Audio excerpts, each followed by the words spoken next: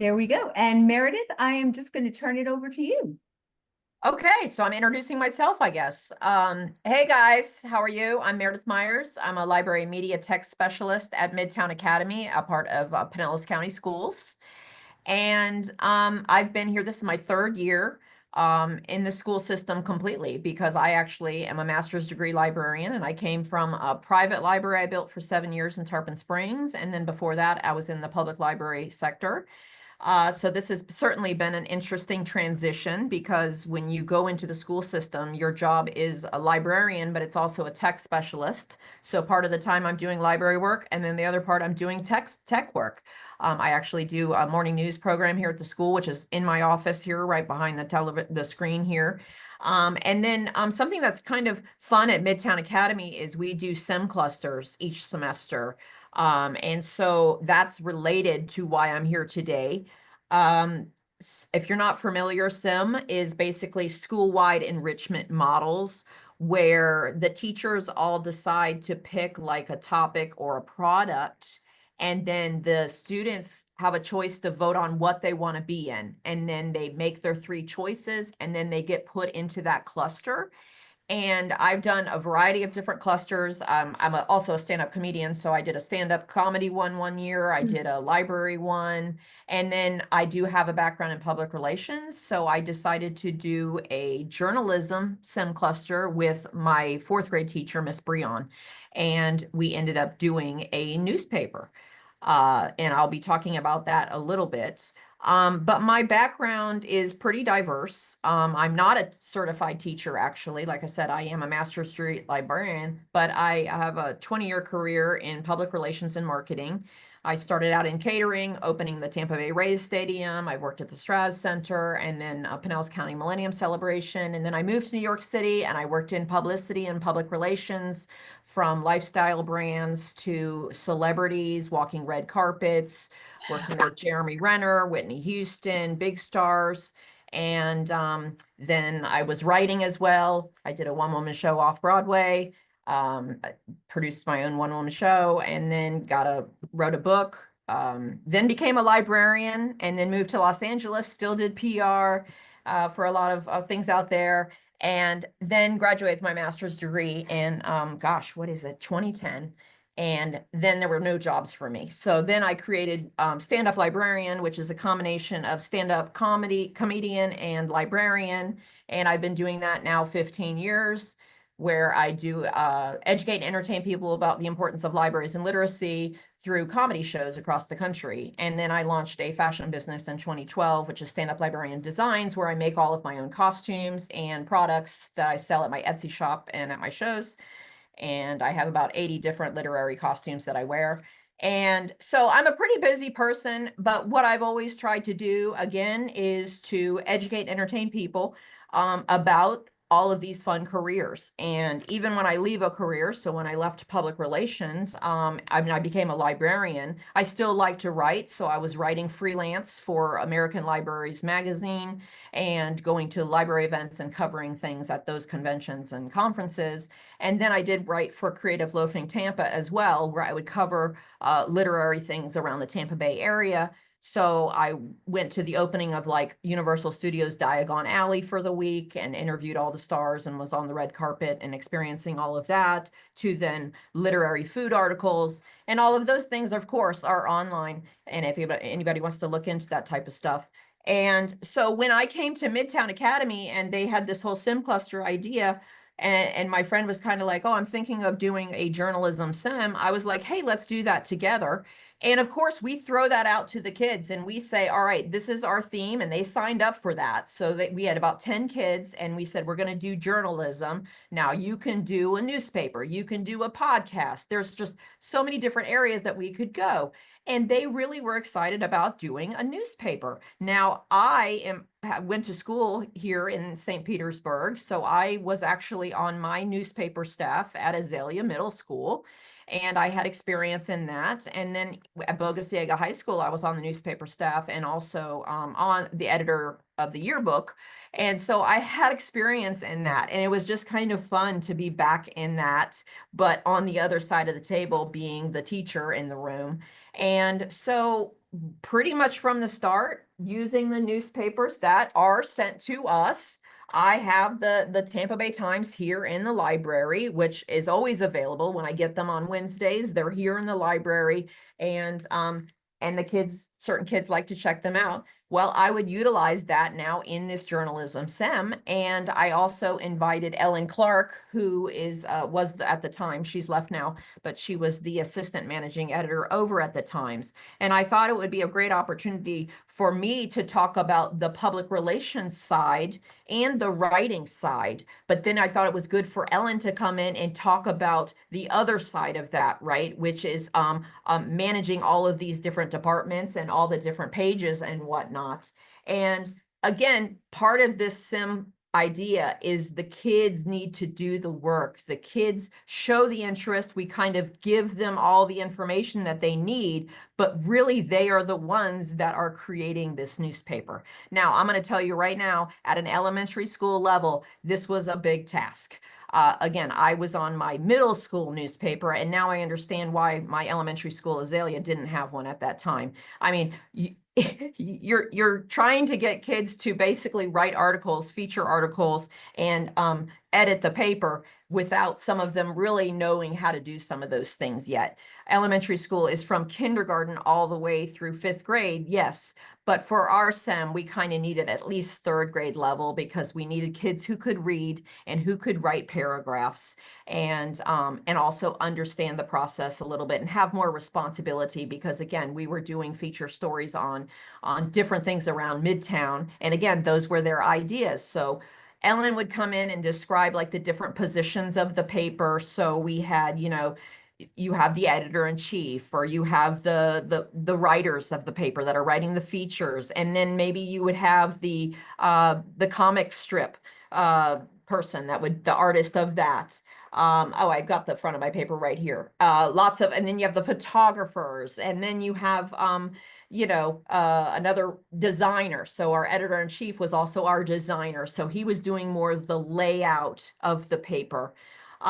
My colleague, Miss Breon, who was a 4th grade gifted teacher here, she kind of worked with the editor-in-chief on designing the layout of the paper, and they used Canva, which is a really great app and program if you haven't done that. So I really recommend that. There's a lot of flexibility in there and easy to add fun photos and whatnot. And then I was kind of in charge of obviously the feature side of it because that's what I do, the writing and the publicity. And so what I first wanted to do is utilize the paper. And part of my job also as a librarian here at Midtown is I'm just trying to teach them digital responsibility as well. I'm trying to teach them a lot about, so much of our news and our journalism is happening online now. So I am doing those lessons regularly. So I'm glad that there is the digital version of this paper available to our students.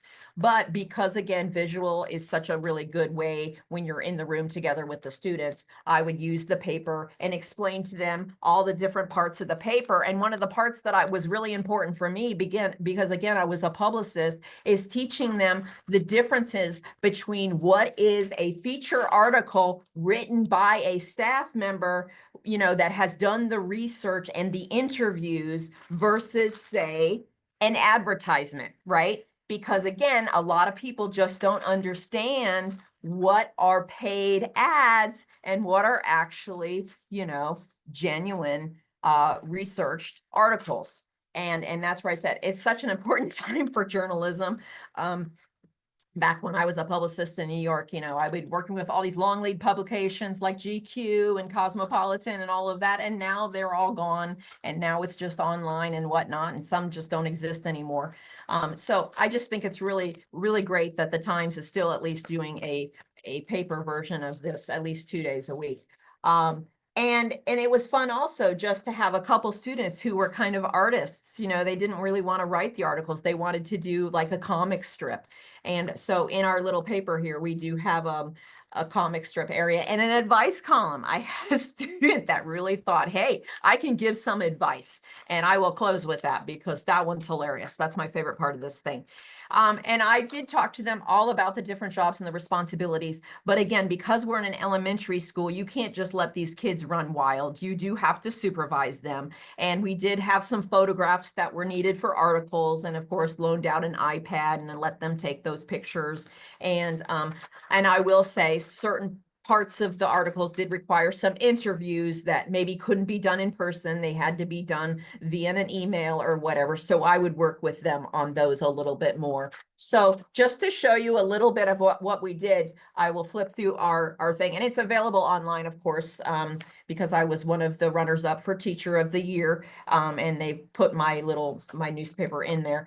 So you can look at that later if you like. But they chose this Next Gen News as the name of the paper. Now that's an example right there. That was completely the kids' idea. Because as you know, as a publicist, I'm going to talk to them about branding, and I'm going to say, guys, it's a school newspaper for Midtown Academy. So you kind of want to stick with the brand of Mustang or Midtown Academy. I was kind of thinking Mustang News or something like that.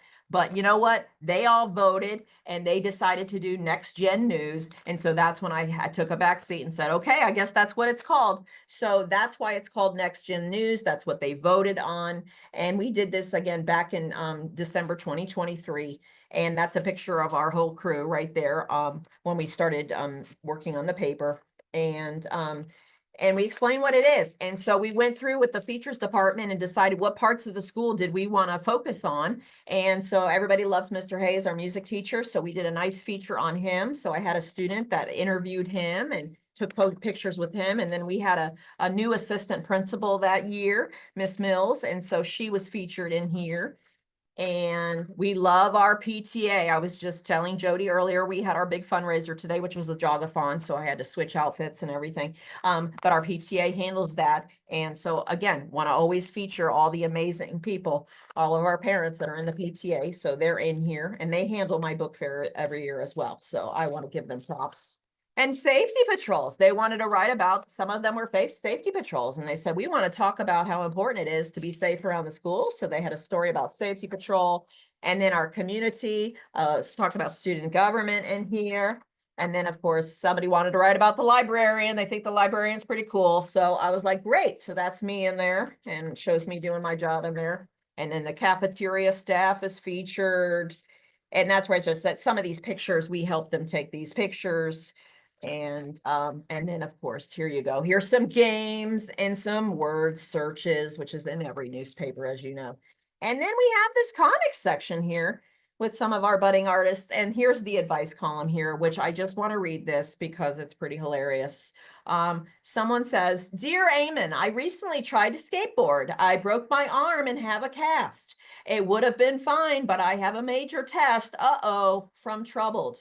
Dear, and this is what Eamon suggested. Dear Troubled, ask a teacher for help because I have no idea. I just thought that was hilarious. A great way to end the paper. And that's what I'm saying. The whole point of this STEM thing is for these kids to take the knowledge that we give them and then kind of run with it. You're guiding them a little bit, but you're also saying, hey, this is your paper, really make it your own. And that's why I was like, well, you're really not giving any advice there, Eamon. You're making a joke. But hey, he did the right thing. We always want to tell these kids, if you don't know the answer to something, you go ask your teacher. So I actually thought that was pretty good advice for him. Now, just again, maybe we'll have questions later if anybody has any questions. I know that I'm a unique situation here. I'm not a classroom teacher. I am the librarian and I am doing a lot of these different jobs, as we said. And I just, like I said, I had an opportunity with the STEM cluster. Now, have I done a newspaper this year? No, I haven't, because of the hurricanes and everything that we had. We actually didn't do the STEM cluster in the fall like we had hoped. And we're actually getting ready to start those STEM clusters in another 2 weeks. And I had some other teachers that were interested now in taking that newspaper on. And so I have now passed the torch, which again is my job here as the librarian and as an educator, is I always want to then hopefully inspire other people to maybe go into public relations or go into journalism or become a librarian. And so these two other teachers said, we want to try to do the newspaper this year. And I said, by all means, you run with it. And so they're going to start up the newspaper. So who knows, maybe the newspaper will have a different name this year. And again, the sim clusters, they're going to take it actually kindergarten through fifth this year. We're not going to be able to dictate who's in it this year. So they might get some kindergartners in there, and I'll be interested to see what the kindergartners can produce. They might add some other elements there that we didn't even think of. But again, at the end of the day, I am a lot of different things, and I think that's what makes me a great person to have in this educational system at this time, because there's so many different things going on in the PR world. When I did public relations and marketing back in the day, you know, we didn't even have all these, the social media stuff hadn't really started up yet, because I was starting that, wow, back in I'm aging myself here. But I started, working PR in New York in probably the year 2000. So all of this social media stuff hadn't started yet. And I will say it's changed a lot as well. Everybody thinks, oh, they just can start a Facebook account or start an Instagram account and they can just promote their businesses that way. And I've always been like, well, no, because it's just so overdone now. It's really hard to find your place. But again, if you don't have the money to pay for a publicist or somebody like that, then it's better than nothing.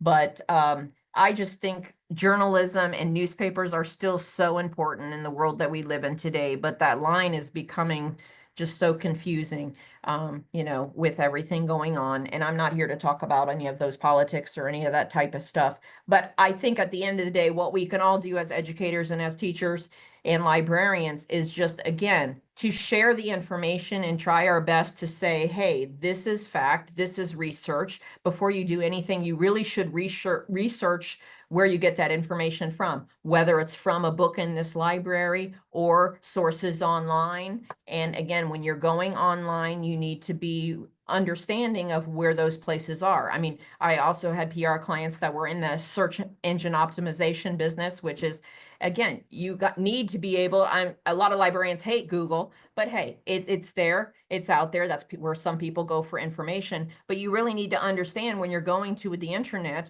where is the factual information and what is opinion and what is somebody trying to sell you something. So I think that's the value that I've brought to, again, the educational system, is just trying to, again, educate young people today about the dangers of a digital world. And even there's some print stuff, that things are in print that maybe still is opinion and not fact. And so that's basically my whole goal with all of this. And I'm glad that I've been a part of all of this. And I was glad that I was recognized for this whole Teacher of the Year thing. Awards are great. I've done all the Oscars and all that type of stuff out there. So when I watch an award show, I'm certainly like, nah, that award was bought, or that was like, it's kind of funny. And I just love working with the kids. And we had a great staff, and some of these kids that were on this newspaper have moved on to middle school now, but at least we'll always have this newspaper that I'm extremely fond of. And again, I give a shout out to my friend Ray Brion, the fourth grade teacher that worked with me on this. She's not here today, but we are still very good friends, and it was such a joy to work on this with her. And so I'm grateful for that. So I don't know if anybody's going to want to ask me questions now, or if we're going to hold those questions for later. But that's just what I'm here to do, is to share how I've used the newspaper in my job as an educator. And yeah, but again, my websites are meredithmyers.com, standuplibrarian.com, standuplibrariandesigns.com. That's where a lot of my stuff is. And then again, you can search my name in Creative Loafing and find all those articles and see me writing about stuff. And I still hope to write a book. I mean, that's next on my list. So we'll see if I have the energy for that. I'm exhausted though. I'm telling you, this jogathon, that tore me apart today. It's really hot out there. So It is hot out there. Meredith, I have a question for you. Sure. What was the most challenging thing when you're getting students to write and take photos? What was one of the most challenging things that you came across with them?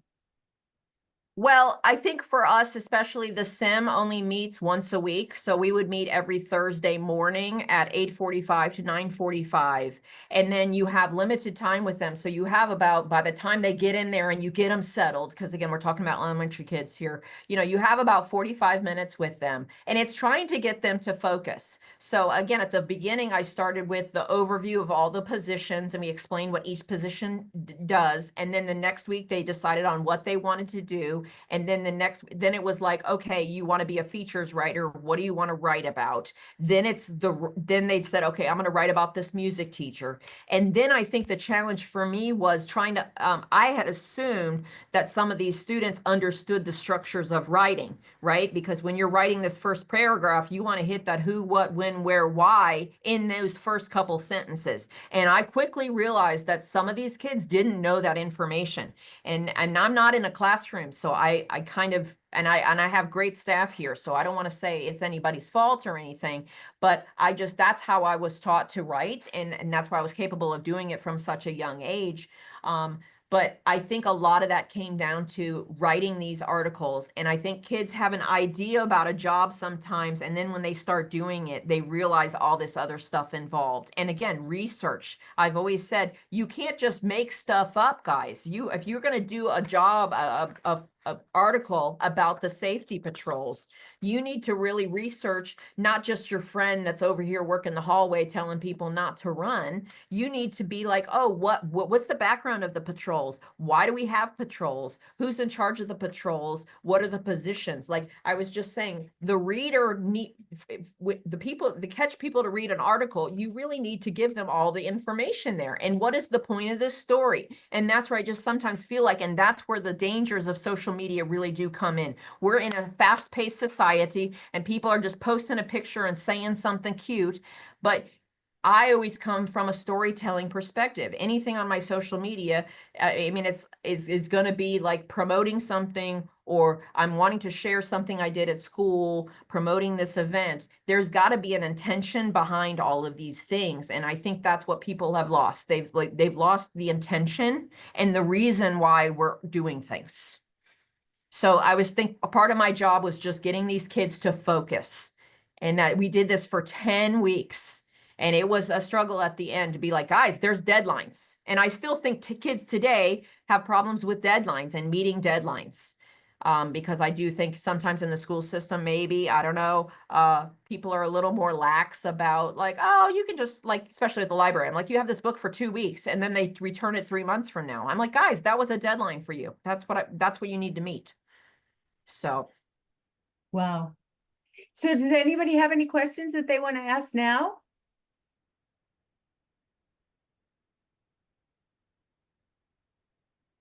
I don't see any. I was wondering. Hi, I'm Nicole. Hey, Nicole. I was wondering, so the Tampa Bay Times, I'll bring that into the classroom to show the kids, just like you have said there.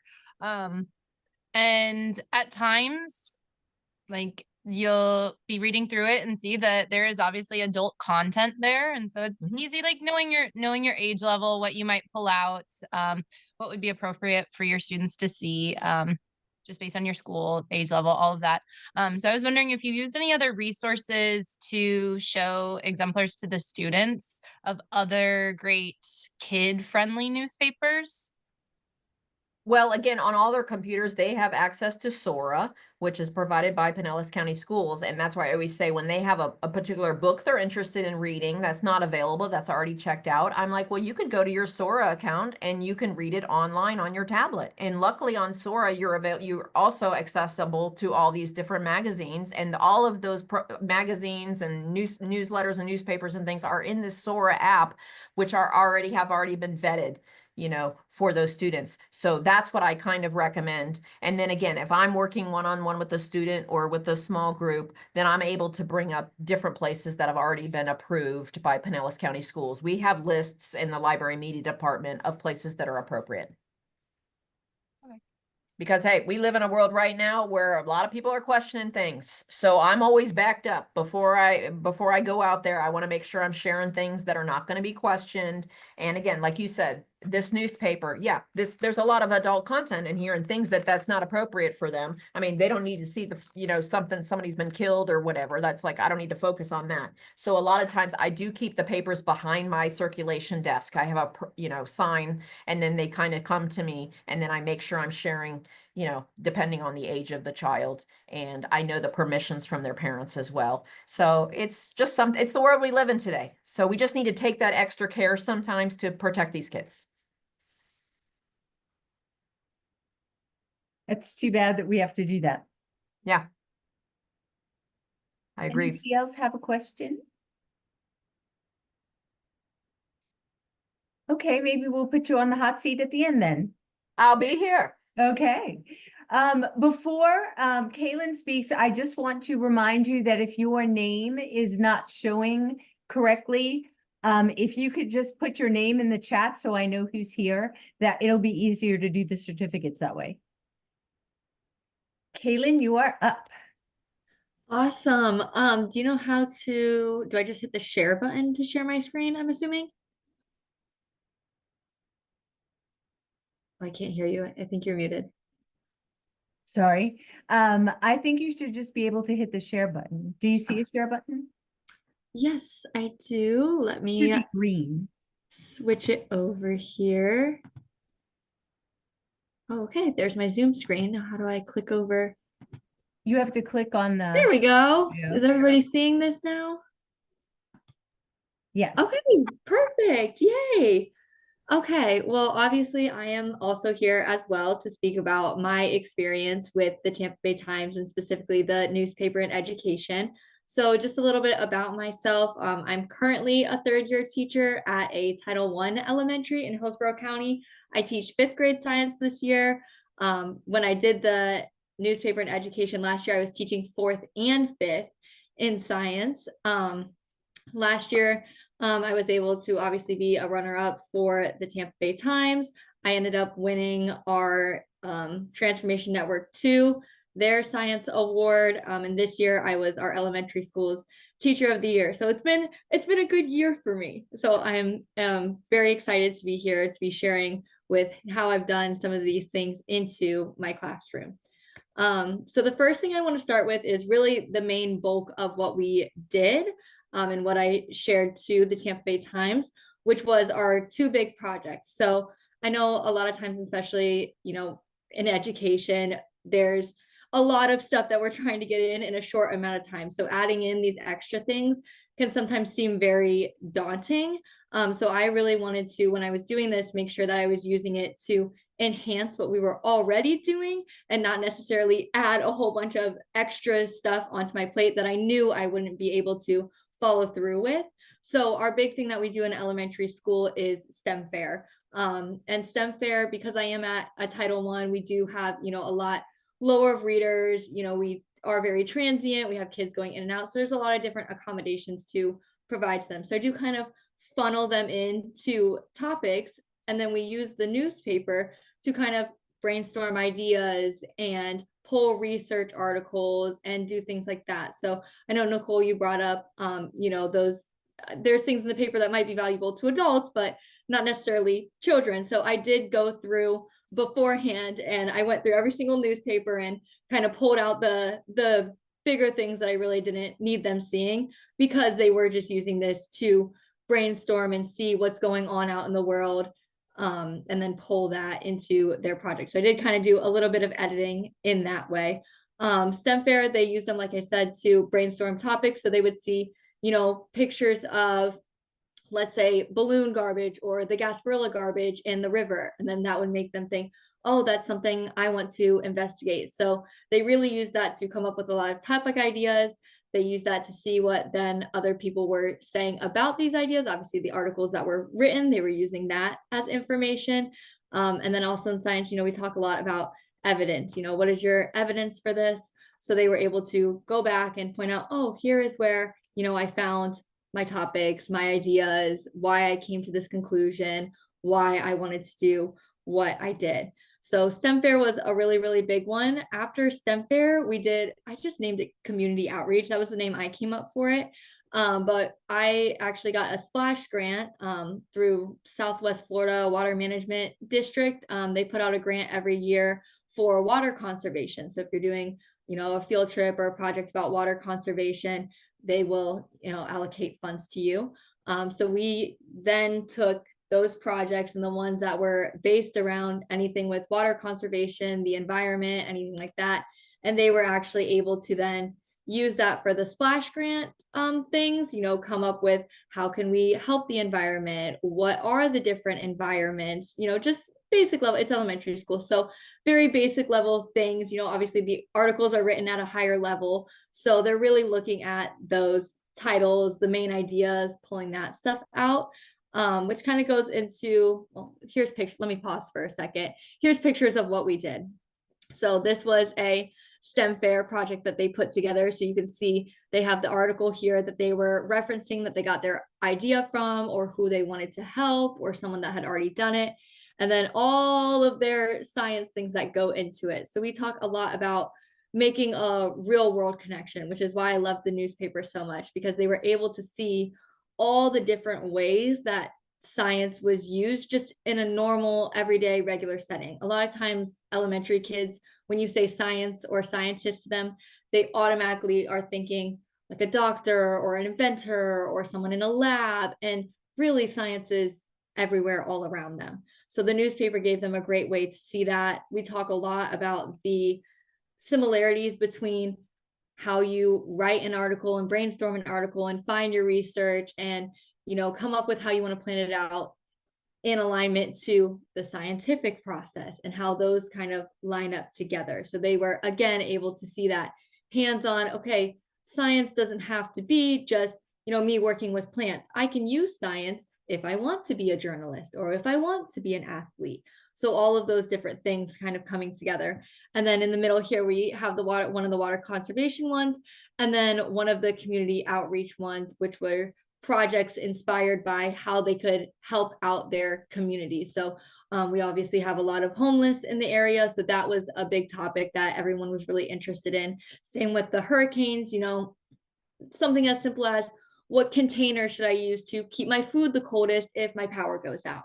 A very real thing and a very simple thing for them to be able to do. So that was our two really big things. And then this was from the splash grant. They got to go to the aquarium and do all that. So again, a real world thing. You're seeing kids say, oh, I remember when we learned about this topic in science. Oh, I remember seeing this in the newspaper. Oh, this is why they were, putting in the newspaper that it was important to get that stuff out. They could see all the animals and see all that. So it all really added up together, which again goes back to my main point of I didn't invent something brand new and do something that I knew was going to be too much for me to handle. This fit right in with what I was already doing. So it made it a lot more manageable for myself and then a lot more engaging for the kids, see something new that they're not really used to seeing all the time. It is such a digital age. So getting their hands on something physical that they can see was really nice. The next way that we used it was we used it weekly while we were doing these things. So obviously to keep up to date on current events, what's going on in the world around you. Again, seeing it in a print source, people who did the research, interviewed these people rather than, oh, I saw a video pop up on my TikTok. Okay, well, here's a news article that also explains more. And it's someone that did research or an interview or things like that. And then again, like I talked about the science skills, the real world application, the reading was a huge one.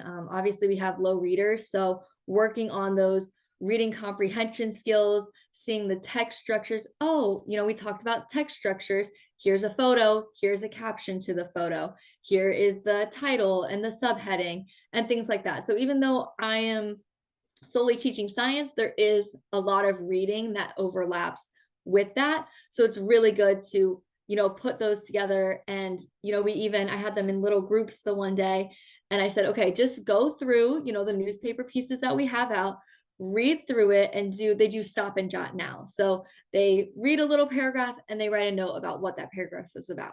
And they go to the next one and they read it. And then they can look at all of their jots and it makes it a little more digestible for them. And even, our ELLs or our really low ones, they can see a picture, they can pull out words that they recognize, and that's just getting them to spark ideas, even if they can't contribute to reading every single word that's listed down there.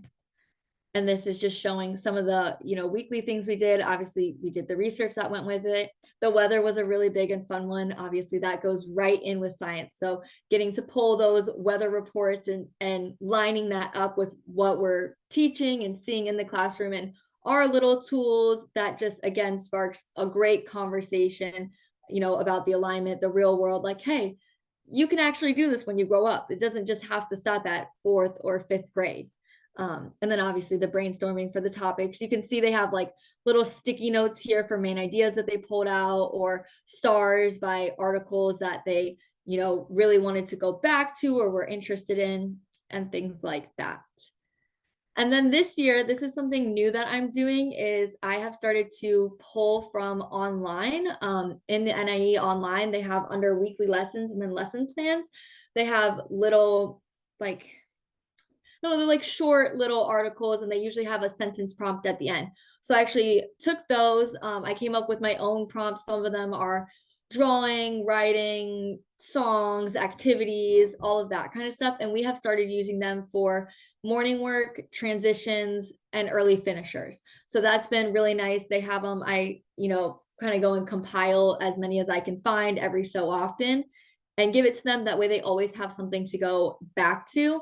And again, that's just a nice way to get them thinking about things going on in the real world across all different things: events, historical events, fun things, community outreach, conservation, plays, movies going on, anything like that. So that's been really fun to see their creativity kind of blossom with that. And again, hitting those problem solving, creativity, being engaged, being calm, having something calm to start with, to work through, that doesn't have a right or wrong. It's open-ended. There is no right or wrong. It just gets them really set up for success when they feel like, wow, I've really, thought hard about something, put my creativity into it, and it can't be marked wrong. So that's been something new this year that I've really enjoyed. These have kind of hit on, I think, a lot of these as I've been talking, but these are the benefits that I really found useful in my classroom.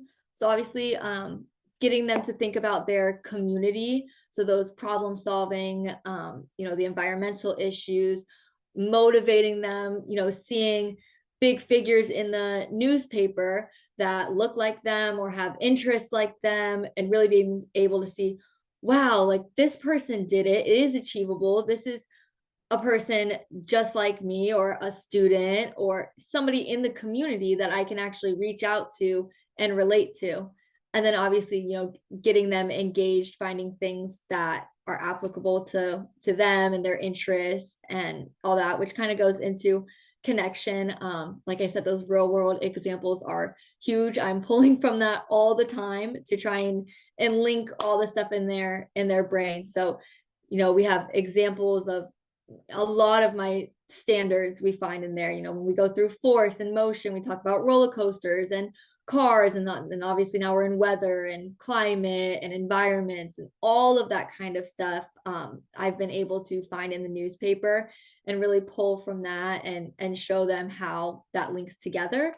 And then obviously, like creating conversations and that reading comprehension, those both kind of go with reading. They're learning to question things. They're learning to think deeper about things, to problem solve, to form their own thoughts and opinions, to, those are all life skills that they need: how to debate with someone, how to think critically about something. And then fact and opinion is another big one. And I wrote that somewhere in here, but that's, again, one of the standards we do: opinion, observation, inference. So going through those articles and seeing, is this article a fact? Is this article an opinion? Is this statement a fact? Is this statement an opinion? Is it an observation? So going through all of those things and just, again, putting them into what I would already be doing. And the last thing was just some ideas that I just wanted to put in and share, because I know sometimes it can, like I said, be hard to come up with these things and see where they fit in. So I kind of put them into 4 categories, like core subjects, special subjects like art, music, PE, social emotional learning, and then project-based ideas. So obviously our core ones, you can do scavenger hunts for reading words, for vocab, for text features, things like that, math word problems, using those sales ads, anything that you see with money on there. There's my opinion versus fact. Weather tracking, when you get sometimes in 5th grade, I don't teach writing, so I wouldn't know a ton about how they teach writing. But even that can be scaled into the upper grades, those writing workshops, obviously vocabulary building, historical comparisons is a super fun one. I know social studies tends to get thrown to the back end in elementary school, unfortunately. So it's really nice to be able to pull, and they have that on the website as well. I think it's called like this day and time or something. It's the one that you have on the website that shows from years past things that were going on in history on the same day, or news articles that were written on the same day. So that's super interesting to go back to. And then the specials categories, PE, professional athletes, a lot of our kids are interested in sports. So pulling those sports articles or sports statistics, even now you got cross-referencing math and PE, put them, cross-curricular, graphs, graphing things, music reviews. I love that. I think that's so fun when you see a review on a play or a musical or things like that. And then obviously for art, creating different art styles, seeing what art is in the newspaper that goes with photos. Why did they choose to take the photo this way instead of this way? Why did they focus in on this? What's the power? What's the impact behind it? Recreating. And then, sorry, I had to move I'm covering my own words. Social emotional learning, peer interviewing, getting them to talk to each other. I found a lot of kids sometimes struggle with how to convey their thoughts and opinions and disagreements, and just in general conversate appropriately with each other. So peer interviews has been a really fun one. I've done that a couple of times. Same with, we do like weather reporting. We'll go out and have a kid have a fake microphone, and we'll watch the meteorologists and the forecasters and all of that to compare it to what we're doing. And then again, this kind of goes with the community outreach. We did kindness campaigns, community service projects, personal goals, success stories, and all of that kind of goes with the project-based ones too. Comic strips, ads for classroom jobs, school posters.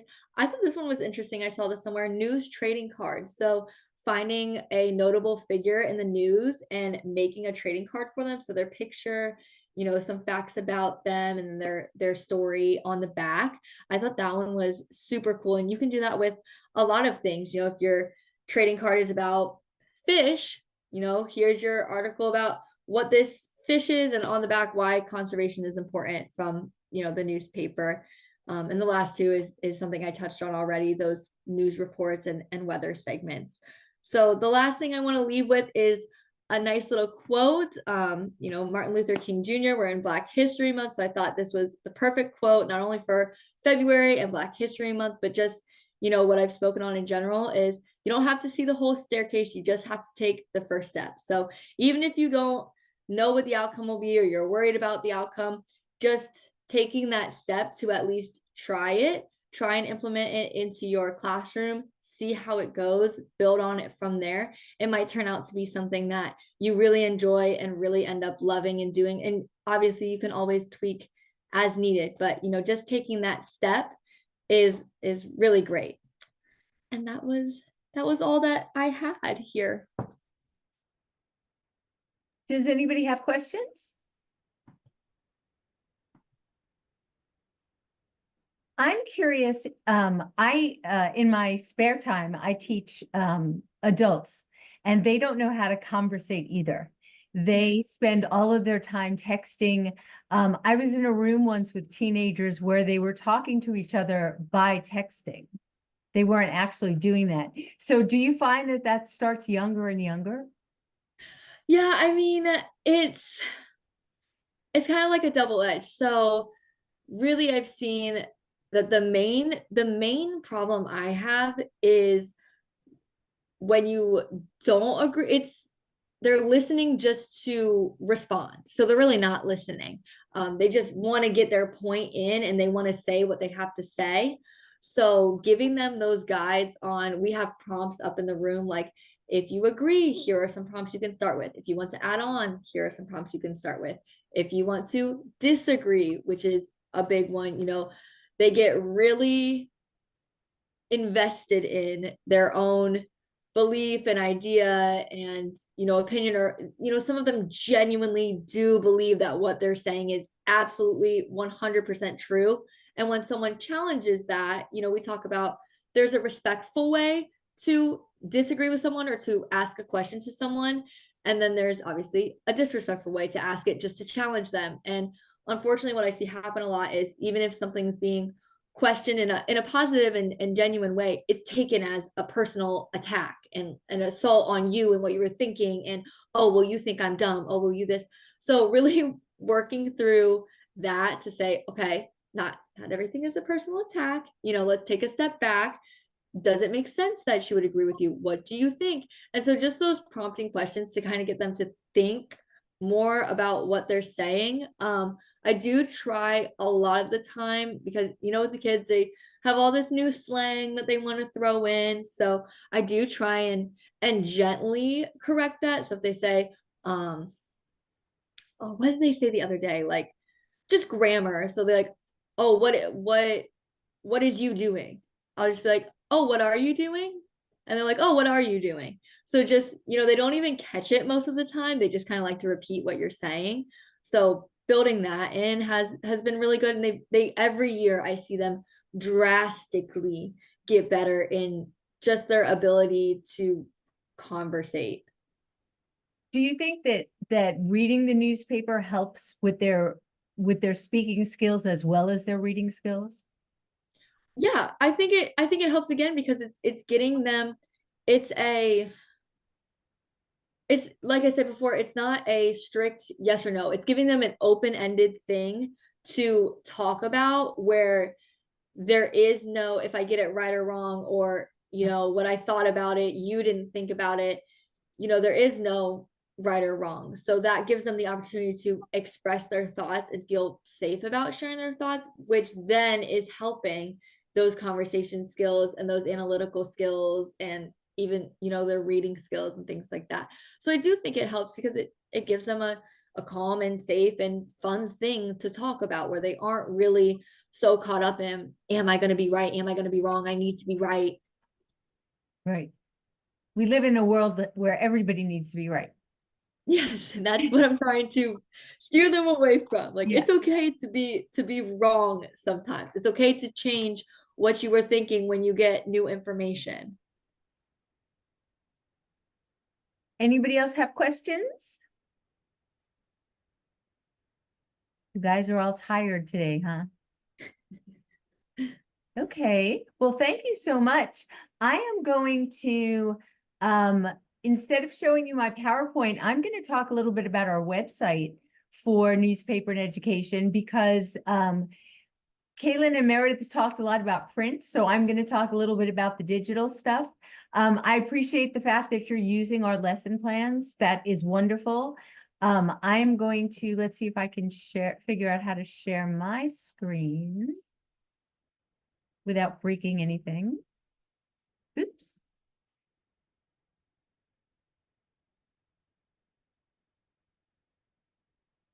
There we go. Can everybody see the webpage? Yes. Okay. Yes. So for those of you who, and I don't actually know everybody who's on this call, and I don't know, of course, who will be watching it in the future. So I'm going to go through just a few things that you might already know, but this is our website. It's tampabay.com/NIE. And the front page of our website gives you lots of information that you can take back to your classroom. So the first thing is, if you're not getting the newspaper, you need to sign up to do that. And all you have to do is click on this sign up here button, and it will take you to a form where you can sign up to get the digital edition, the print edition, We produce a print edition 2 days a week. You can get the Sunday paper on Wednesday, and you can get the Wednesday paper on Wednesday. And then when you go to the digital edition of the Times, which a lot of teachers have access to and they forget they have access to it. So I'm going to remind you. Basically, you click on login here. And then it will ask you for your username and password, and your students are all going to use the same username and password. So if I've given you a username that you're not comfortable sharing, for example, if you signed up and it was your personal email address instead of your school email address, you can just send me an email and we'll fix that for you. But the digital edition of the Times is an exact replica of the newspaper. Hopefully it will open. I'm going to switch it to double page. Oh, I have to move. There we go. So you can probably not the best article to have on the front page for your classroom, but if you were doing if you were looking for information on the other pages, all you do is scroll through. You can make something larger by clicking on it. You can, it has the same exact features that the print newspaper has, was my point there. So I'm going to go back to the front here. And always on the front page, we have some sort of photo, and this is great for science. We have a release of looks like a sea turtle, that drew in a big crowd. For some reason, I cannot move my page up, but that's okay. So you can click on the pictures, of course, make the pictures larger. You can have the students read the articles. You can look at the captions. A lot of times captions will give you, especially for younger students, will give most of the important information. You can ask them if the who, what, where, why, when, how facts are being met on the caption, and if not, how would they fix it? So this is the digital edition. If you go to this little bar here, it will take you to the sections. And of course, the students love the comic section and the advice section, which sometimes the advice columns I don't think are appropriate for little kids, but they might be for older kids. But they have the comics in here. And of course, you can point out ads and that sort of thing. So this is the digital edition, and I hope everybody is using the digital edition. I'm going to go back. Okay, are you all looking at the front page of our website? Okay, good. It's working. At the very top here is where we have all of our other information for you. So the weekly lessons is one of the things Kaylin was talking about. And if you click on this, you will go down and there's all sorts of different subject matters and different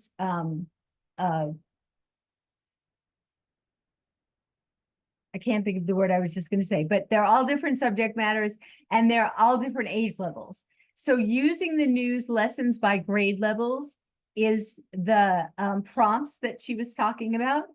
These are updated every week. And as you can see, there is a long list of archives here. So I pulled up lessons for K through 4, but we also have 5 through 8 and 9 through 12. And these, again, are updated every week, and you can go back in time. I know that a lot of times when I'm looking for, if I'm looking for something and I know what year, what month it ran in, if I'm looking for, say, information on Earth Day, I would know that I could go back and look in April. So these are called, this is called the weekly lesson plans. And then if you go back to this page, you'll also see that we have a news video, which is, again, depends on your age group. This one might be a little controversial to show for any age group, but it is about school shooting. It is about a mass shooting at a school. So therefore, your kids would definitely be interested in it. But the point of the news video is that it gives you some information to have a class discussion, and then there's a video, and then there is an activity that the students can do. If you go back to the front page talking points, this one actually has a passage to read. It has a video, and then it has 3 activities for the students to do. And all of these, again, are updated weekly and are available for you free of charge. All you have to do is go to the weekly lessons page. The other thing that Kaylin talked about was This Week in History, where it has a calendar and it talks about things that were going on at this time back in the day. I learned something very disturbing today talking about history. When you talk to somebody about classic rock, apparently that is the 1990s. I had no idea. I was a little surprised to learn that, but apparently back in the day it has different connotations depending on how old you are.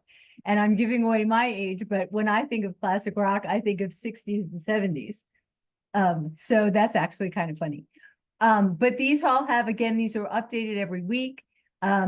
This is Black History Month, so there's usually some information that you can use.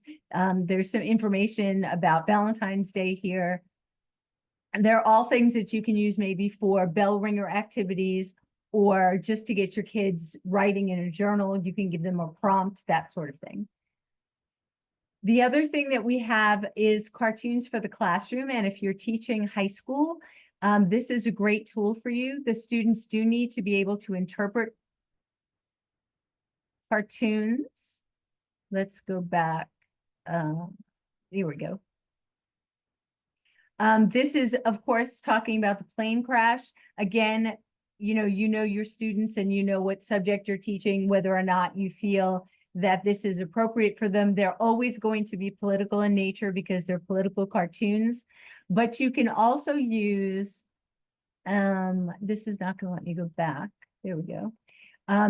You can also use the, there's a blank, there's a caption, there's a cartoon contest, cartoon evaluation worksheet, and there's a contest. So you can always use those as well.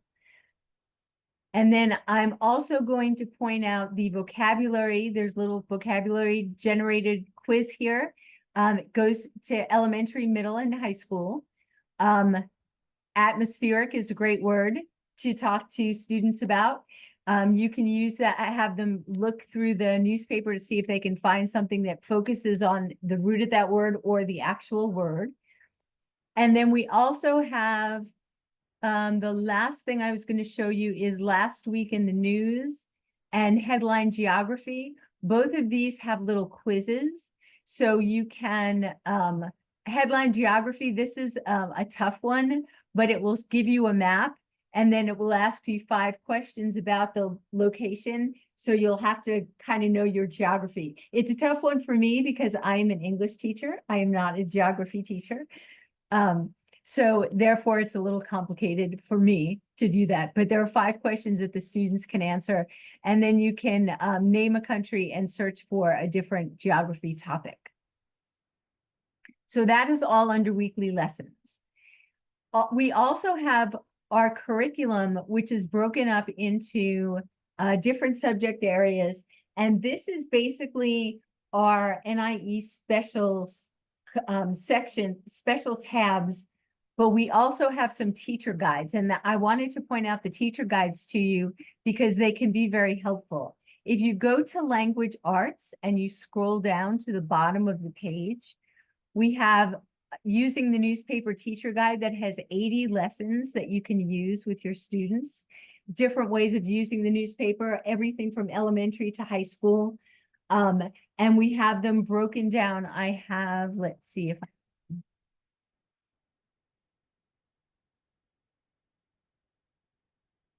let's see if I can share that. There we go.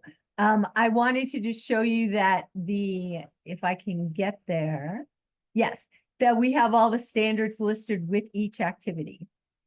So therefore you can just plug them into your lesson plans. I know that a lot of times you have to show that you're meeting the activities. These happen to be pretty general. As you can see, they're 3rd grade through 12th grade. We have some more elementary down at the bottom. We also have, if you're teaching elementary, these newspaper Fun with Raymond flashcards. And these are downloadable for you. They feature Raymond. And they're very basic. The standards are at the beginning of this. They're not with each activity, but these are find 3 photographs, find emotions, look for a photograph with somebody who has an emotion. This is talking about Fahrenheit and Celsius. We do a lot of activities with looking for headlines, looking for nouns, looking for, this one asks for a sentence, question rather. Basic things that you can do if your students aren't reading all of the materials, but they're searching for, if you're searching for activities for them to do. There are, I believe, there's 52 of these. So you can pick and choose, and of course you can post them, you can print them out, you can post them, you can cut them up, you can do whatever you want with them. Some of the bigger lesson plan, some of the bigger programs that we've done, and I'm going to switch to social studies because this is Black History Month. We did a program called Separate is Not Equal, which you can see there's a whole bunch of resources here for. We have the actual curriculum guide, which is, I believe, 20 pages, and it contains interviews of people who were living during the time of school integration in Hillsborough, Pinellas. I think there's somebody from, actually somebody from Dade City. I think we have somebody from Pasco County. We tried to interview people from every county to show that it was hard on young people. And of course, they were young at the time. One girl that I talked to was actually asked by her school principal if she would integrate a middle school in Hillsborough County. And she did that even though her mother thought it was a bad idea. She did it anyway, and she's very proud of that. So on this, with this particular publication, we have the publication itself, which I will click on. And you can see that it has photos, it has some archival newspapers, it has a timeline that runs through it, and all the activities have standards. We also have a teacher guide,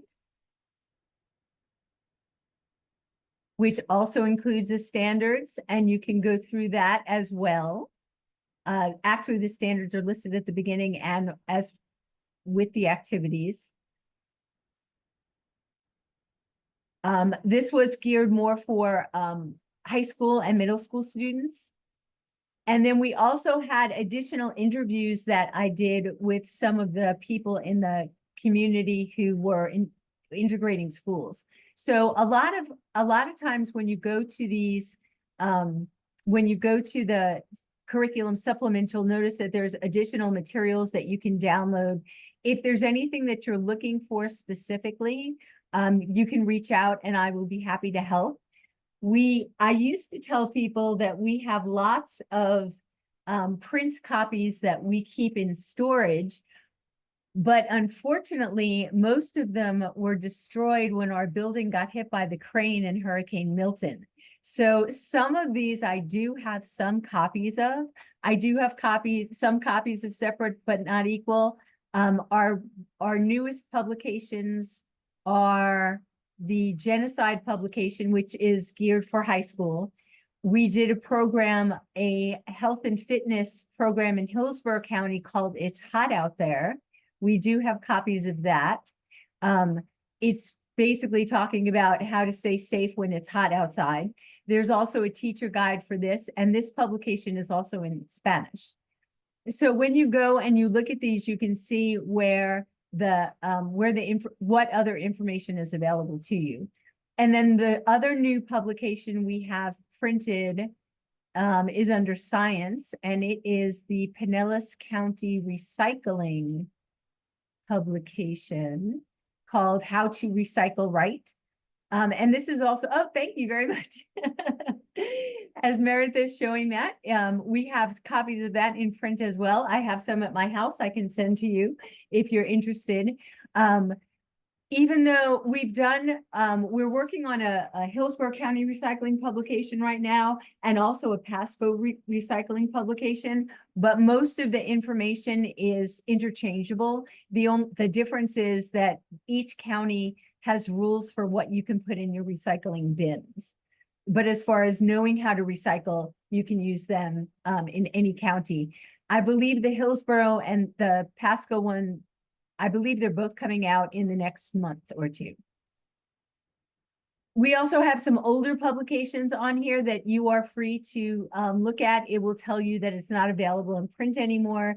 If you are looking for something, again, if you're teaching something specific and you're wondering if we have anything, feel free to email me. I'll make sure that everybody has my contact information. We have a lot on water conservation. We have a new publication that will be coming out this spring as well on water conservation. The one that's coming out, the ones that are posted, I think of more for middle and high school. The one that we're working on right now is for elementary. Any questions?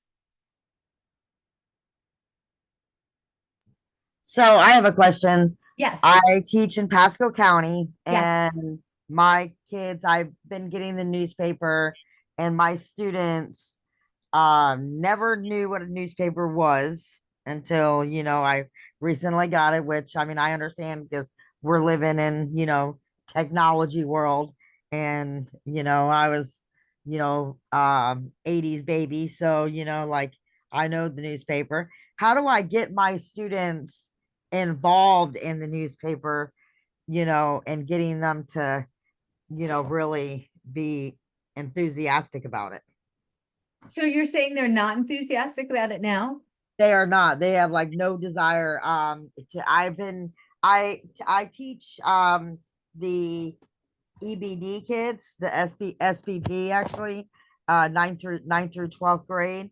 And I did have them look, we're doing Black History Month, so I had them, look up some different things on that. And I did a lesson in history because I teach all subjects. So I did a lesson in history, and I had them, or actually, no, we're reading the book Touching Spirit Bear, which is an excellent, fabulous book. And I actually brought it. One of the lessons that I have for that book is to find publications on good consequences versus bad consequences, and positive and negative.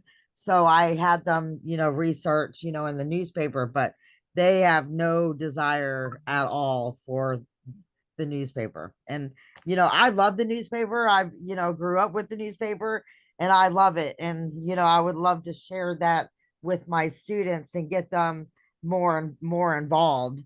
I haven't used the online version yet because I'm a little worried, about them. I mean, they do have, their own iPads and everything in school, but they utilize it for YouTube and TikTok and on inappropriate things.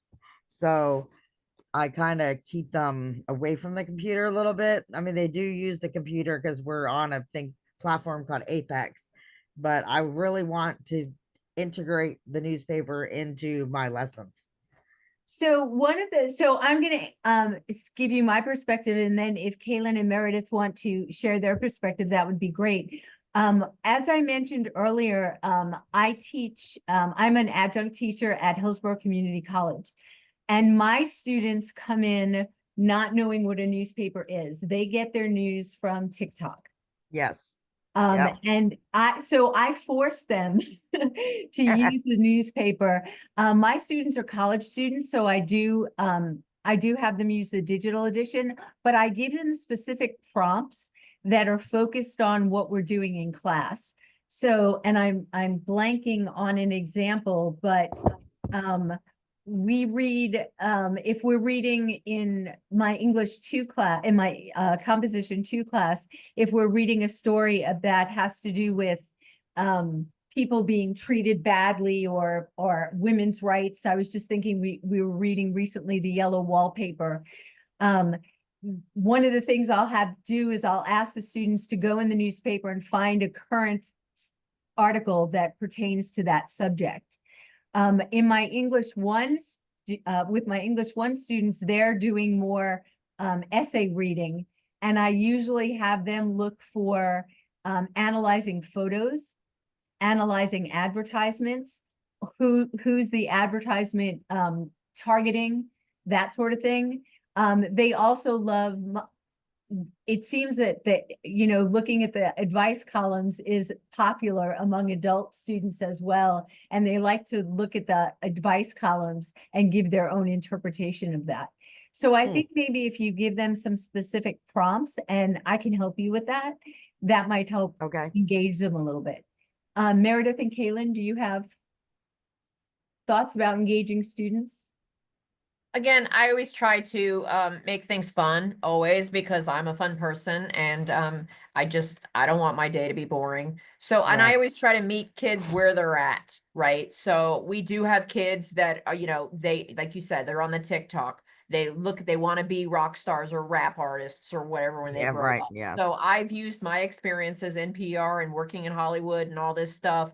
And that's what I said, when I was talking with kids, I would bring in my own press clippings. I mean, from my one-woman show, or when I was in the paper as stand-up librarian, and I would show them me in the newspaper and how cool it is, you know, but again, and also explaining to them the purpose of that. It's not just like, look at me, look at like my big ego. That's not it. That's to sell tickets to comedy shows. That's to get people to go to, say, the Antiquarian Book Fair that I have coming up March 1st and 2nd at the Coliseum. That's me selling my products there. Like, everything, again, is about intention and purpose. And again, I feel like the newspaper, there's just so many things about it that you can use to read about it, but then you can also use it for art when you're done with it, right? So I did a library sim cluster this past month that was about book art. So I showed how when the books are ruined, you still don't have to throw them away. And so we created all this amazing book art that's now in display in the library. They took pages from the book and made flowers. We made a big wreath. We have like a little business card holder thing that I put bookmarks in. I think there's so many ways that you can utilize all of these things for creativity. And at the end of the day, all of these things, and hey, you know, we all know a newspaper is good. You could put it in the bird cage as well. I mean, that's going to have a purpose there. But I try to meet people for where they're at. And if it's same with libraries and books, if a graphic novel gets a kid in the door to the library, maybe one day that book will get them into a harder book with less pictures, right? So that's just some things I've done. Okay. And I would say similarly, you know, I ran into the same thing when I was first introducing it. I think the main thing is they don't have a lot of experience with it. They really are not seeing anybody in their life hold a newspaper, go grab a newspaper. So to them, I found a lot of kids think it's like old. They think it's old. They think it's outdated. They don't understand the purpose of it, the point of it, what it is. They just think it's for old people. Like they just don't understand. So really that was where I brought in that bridge for them, where it's okay, when the TikTok ban was a thing, okay, you're all talking about this online, here's a news article about it. So I found that finding things that they already know about that is happening right now in their life, and then pulling that example from the newspaper helps a lot. And it really is the setup for it of, you know, this is a really up-to-date, popular, but you almost have to like hype it up just to get them drawn into it, because once they're into it and they realize the value of it and how much it does line up with things that they're interested in and things that they're already seeing, you get a lot more buy-in. Even videos, introducing it by videos, you know, the video interviews, people that are, you know, like Jodi was saying, how they have the video news, you know, pulling that and then saying, oh, now you can see it in print. So kind of getting that buy-in from the beginning, just with things that they're really interested in. So I usually start with sports and pulling the sports stuff. Oh, here's your favorite sports guy, and here's what they had to say about it. Like, you're really getting all the knowledge. So pulling in what they're doing day to day and making the newspaper a current thing in their mind rather than something of the past, because a lot of them think it's something of the past and don't realize how current it really is.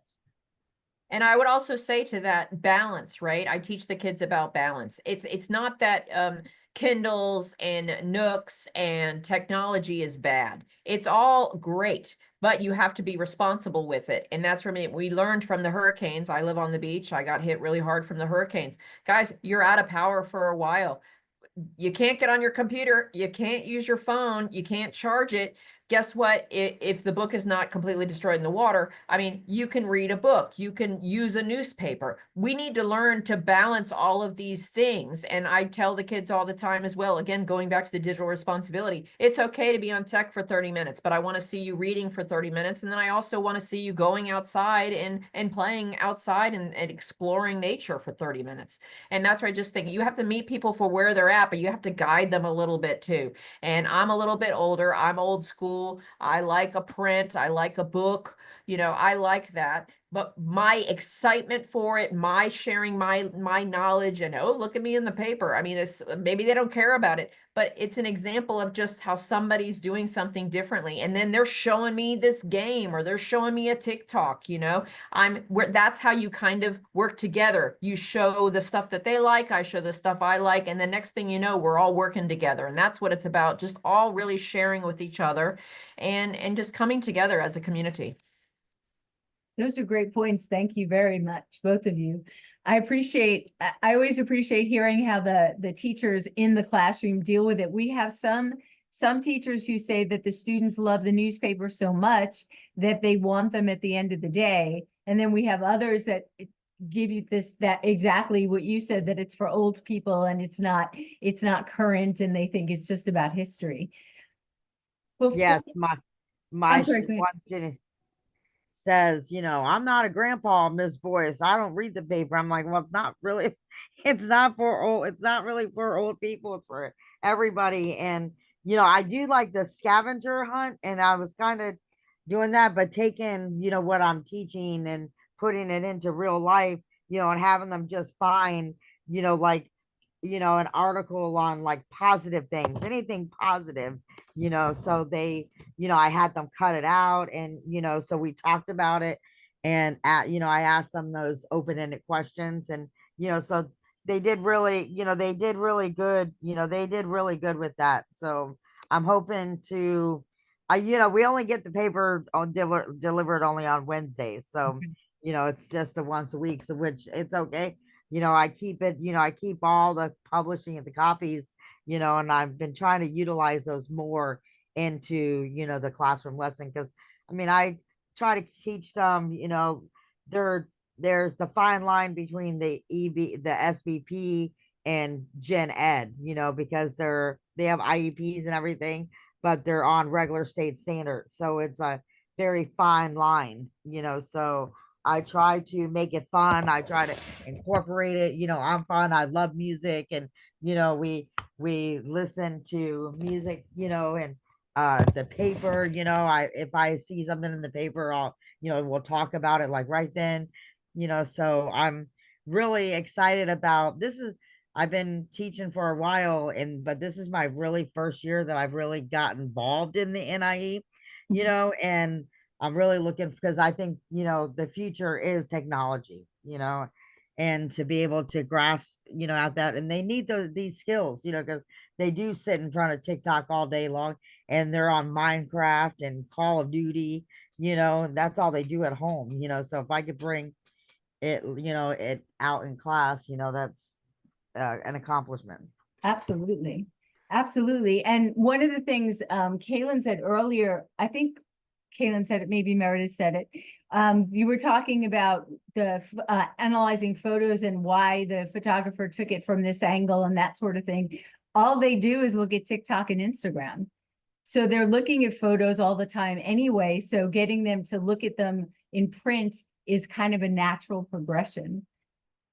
And I try to point out to them all the time that these Instagram people, that they're not paying for any of that.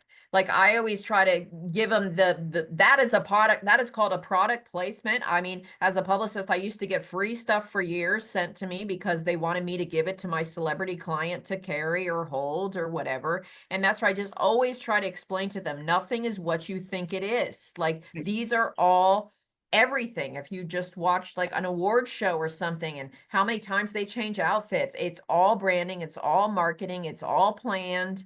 And that's why I just said so many things. It's so important to use these proper sources with these proper journalists to find out what's going on, and then you can make your opinion. It's just so difficult today. It's a challenge. Like I said, I tell my teachers all the time, it's such a challenge today to be a teacher. So we really need to appreciate these teachers so much because their jobs are harder every year based on all this other stuff that's going on in the world. Absolutely. I agree with that 100%. Before I switch out of the website, I'm going to point out, we have 2 contests that are going on right now. One is our Educator of the Year contest, which is live, and the other is our Student Writing contest, which is also live. So the Educator of the Year, which brought me to these 2 wonderful presenters today, has the information. If you click on it, it'll give you all the information. You can actually win a cash prize of $1,500 for the grand prize winner, and the runners-up win a cash prize of $300.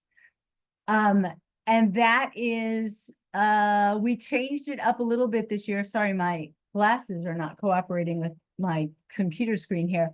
We changed it up a little bit this year so that teachers can nominate themselves, and we can also have teachers nominate other teachers. So that is new this year. And the writing contest is for high school students. It is a science fiction and fantasy writing contest. And oh, good, it came up. The past winners and stuff are here, but if you click on the contest details, it'll take you to this year's topic, which I believe is time travel. Yes. So students can have a lot of fun with that. There are plaques for the winners, and they get a really cool ceremony that we have honoring them in. This says May. This says that the contest runs through May, so it'll be honoring them after the contest ends. But we have some science fiction authors that are judging the contest, and it's a lot of fun. So if you're teaching high school, this is a great contest for them. And I am going to stop sharing and bring up a couple of points on my PowerPoint. Let's see if I can find it. Let's see. Oh, it's not showing on my computer, on my screen. That's weird.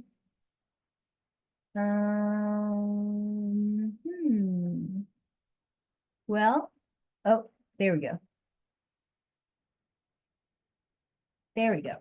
Okay, so I just wanted to bring up a couple of the reasons why we encourage people to read the newspaper. And of course, it is because it helps students develop daily reading habits. As Meredith said, whether they're reading on their Kindle or they're reading on their iPad or they're reading a newspaper or they're reading on a computer screen or they're reading a book, all of that is important. We know that the grade level, we know that the reading level grades for our students are not reading at grade level. That took a long time to come out. So it's important to get students to start reading. And even if you just have the students reading the newspapers at the beginning of class during that bell work time, asking them to find an interesting story and then share it with the rest of the class, you're going to hit the reading requirements and the oral communication standards. Basically, also, It does bring that gap between the classroom and the real world. Students are sort of aware of what's going on in the world, but by reading the newspaper, it gives them more knowledge about their local world as well as the national world and the state world. Again, these are things that you probably all know. The newspapers help build vocabulary and reading skills. Critical thinking is huge. It's important for students to be able to think for themselves. And a lot of times they're not doing that because they are just mimicking what other people are saying. I'm not saying that you should tell them that their parents are wrong, because we wouldn't want to do that. But obviously we want them to try to think for themselves, think outside of what their friends are telling them, that sort of thing. And then also I wanted to bring up again, and I don't know why this is doing this. You probably can't see on your screen that it's being weird. That newspapers are primary sources. Primary sources are original documents that were created at the time under study. They are also secondary sources, and all of that is really important with today's civics and language art best standards, that students need to be looking at primary sources and secondary sources. And of course, the newspaper is informational text, which I'm sure you all know. And I think those are the main things that I wanted to bring. Oh, the other thing I wanted to just to touch on is news literacy. I think it was Kaylin that talked about news literacy a little bit. It's important for students to know the difference between fact and opinion, and it's important for them to know what bias is. And by going through the articles in the newspaper, you can kind of focus on those things. You can talk a little bit about news media literacy as a whole, which includes TikTok, it includes Instagram, it includes, well, young kids aren't on Facebook anymore, from what I've been told. I've been told that that's only for us old folks. Speaking of me, not the rest of you. So newspapers are a great source for determining what is accurate and what is not accurate. There's a lot of, oops, I didn't mean to do that. I'm going to stop sharing, so I stopped doing that. There's a lot of information out there for teachers. I mean, there's a lot of information out there for people to make their own opinions on, and unfortunately, it's not all accurate information. So one of the good things about the newspaper is it goes through an editing process. It is not just somebody looking outside and seeing a fire and taking a picture and posting it. It's somebody doing the research and finding out where it is, who's involved, how it's affecting people, that sort of thing. So that's why it's important. The newspaper itself is important. I hope that made sense. Does anybody have any other questions? I'm curious about how many of you are elementary and how many of you are middle and high school teachers. If you're a elementary teacher, if you can raise your little, I guess there's a way to raise your hand on here. I don't remember where it is.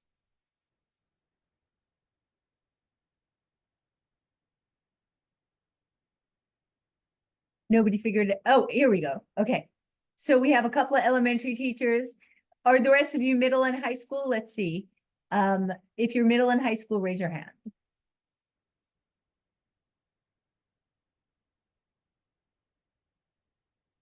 All right, thumbs up. Oh, okay. So we're pretty evenly split. That's interesting. So one of the things I was going to mention is that when you're going through the newspaper and you're looking for articles that are age appropriate, don't necessarily cancel out the ads. It's important for students to know the difference between an article and an ad. And a lot of times the ads start to look like articles because they're kind of infographic-y and that sort of thing. So it's important for them to be able to see the difference between fact and opinion, what the point of an ad is, who the ad is targeting. Those are things that I like to do with my students because advertising, they're being hit by advertisements all over the place and they don't even realize it. Especially on Instagram and TikTok and that sort of thing. So it's important to be able to show the students the differences there. Does anybody have any other questions or comments? No?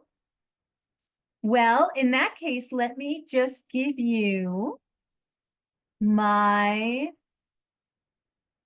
let me share this again so that I can give you my contact information, just in case you don't have it. You should have it because I think I emailed everybody. Yes, so there are two ways to, well, there are multiple ways to reach me, but the easiest way to reach me is the jpushkin@tampabay.com email address.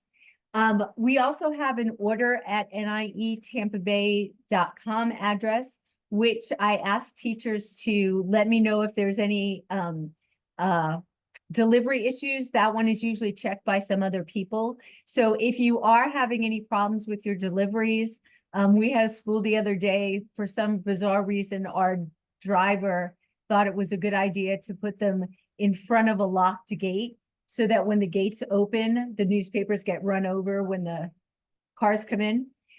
So that's a safety hazard. And of course, the newspapers can't be used. So if you're having any kind of delivery errors, you can email me or that order NIE. We also have a Facebook page, and I've been trying to keep on top of that lately, letting teachers know when things are going on. I've also posted, there's all kinds of, we have hazardous weather week, engineering week is coming up. I found some good resources from PBS Learning Media that I've posted on, that'll come up then. NASA has some really great lesson plans that I've been posting on our Facebook page. So I'm trying to keep that up. So if you do have Facebook and you want to like us, that would be great. You can also reach me by phone, but that is the least efficient way to get me. The most efficient is the email. If you do call and get my voicemail, please leave a message and I will try to get back to you as soon as possible. I know it's really hard when you're a teacher to find the time outside of teaching to contact people, but if you need help, we are definitely here to help you. Now I'm going to ask again if you have any questions. Hello. Yes. Hi. Hello. Hello. Hi. Hi. This is Shirley from How You Learn Christian Academy. Good evening. Good evening. The information session and or training has been very informative. I would like to know, would there be more trainings for this school year, or will they list it? Because I noticed when I went online that there had been previous trainings that I didn't even know about, that I'm like, oh wow, well let me just ask when I do partake in this training this evening, will there be more listing of more trainings throughout the school year? Yes, there will be some more webinars and some workshops. We actually have a couple of workshops that we're planning, and I will make sure that I get that information out to all the teachers. We have a workshop in April with the Hillsborough County wastewater management folks, which is always a fun one. We are going to have a financial literacy workshop that will be coming up in April. I don't know the details as far as when. And we're in the middle of getting a STEM program printed that we did it in partnership with NASA. And we're going to be doing some trainings with that as well. Oh, that's great. So I will make sure that I get that information out. You said your name is Sherelle? Shirley, yes, Shirley Harper. We're at Higher Learning Christian Academy in Gulfport. This is our first year participating with the program. For some reason, I'm not seeing you on my list. Yeah. Our manager is the Jodi. Yes. Jodi, he's a nice gentleman. Okay. Yeah, we're Higher Learning Christian Academy. We're a private school. That's excellent. That's great to hear that you're joining us this year. Yes, I'm so excited. That's wonderful. Any other questions or comments? Although you didn't see me on the list, but I still received my training hours for this evening. If you send me an email, you will. Oh, okay. Because And the your email- phone says Gail's phone. yes, that's the owner. My mom. Oh, okay. Spell your last name for me. My last name is spelled Harper, and my first name is Shirlell. It's spelled Shirlel. Okay, great. I have you now listed. Okay, great. Thank you so much. Likewise. Oh, I see that there is a comment in the chat. Let me just look at the chat. Oh, okay. You're very welcome. I'm glad that this has been helpful for everyone. If nobody has any more questions, I will let you go a little bit early. Don't tell anybody.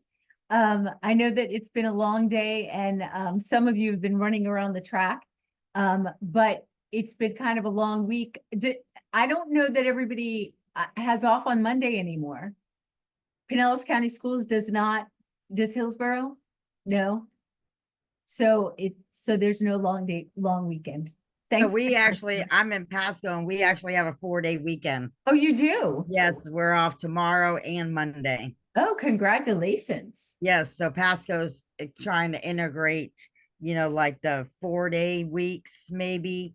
I don't know. We have just one. This is our first one, and then we have one in April. Oh, okay. Yeah, Yeah. around Good Friday, right? Yes, Yes.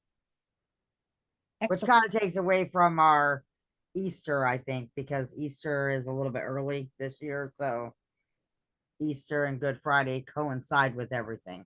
Right. That makes sense. Well, thank you all for being there. I am going to just put real quick just in case you need my email, I'm going to put it in the chat real quick. But if you have no other questions, I hope you have a great night. And Jodi, thanks for doing this. Thanks You're for very inviting Kaylin and I together to do this. We really enjoyed it, and keep doing what you're doing. Like I said, we gotta keep doing this, guys. We gotta keep journalism alive and libraries. Absolutely. We gotta keep, and teachers. I agree with that. Thank you so much. All right. Bye, guys. Have a good night. Have a good Good night. night. Good night. Thank you, everyone.